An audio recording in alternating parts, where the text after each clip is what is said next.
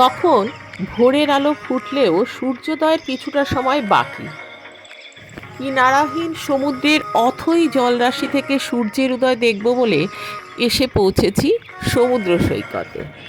এই ভোরের আলো আধারিতে সমুদ্রতট ছুঁয়ে থাকা প্রতিটা জায়গা ঘিরেই এক মায়াবী অপার্থিব সৌন্দর্যের ক্যানভাস নিয়ে বড়সড় মুগ্ধতার গল্প লেখা সম্ভব। আমার চোখ যাচ্ছিল সমুদ্রের বালুকা বেলার দিকে। বেশ বিস্তীর্ণ চর জুড়ে জায়গাটা ছিদ্রময় ও লালচে ধরনের।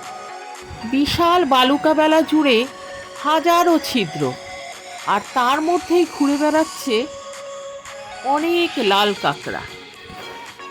পা টিপে টিপে কাছে যেতেই নিমেষে ভোজবাজির মতো গর্তে লুকোচ্ছে, আবার কিছু পরেই গর্ত থেকে বের হয়ে পড়ছে। এ যেন এক দারুণ লুকোচুরি খেলা। অনেক চেষ্টা করেও স্থির কাঁকড়ার ছবি তোলা বা ধরা বেশ কষ্টসাধ্য। সবিস্ময়ে তাকিয়ে দেখলাম সেই কাঁকড়াগুলোকে কি অসামান্য দক্ষতায় ধরে ফেলছে ওখানকারই কয়েকটি ছোট ছোট বাচ্চা। হাত দিয়ে বালি খুঁড়ে খুঁড়ে চলছে কাঁকড়ার খোঁজ।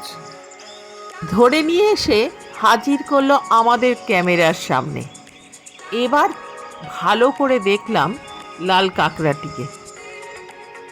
কাঁকড়াগুলো কিন্তু একদম টকটকে লাল, আর কি অদ্ভুতভাবে চেয়ে আছে আমাদের ক্যামেরার দিকে।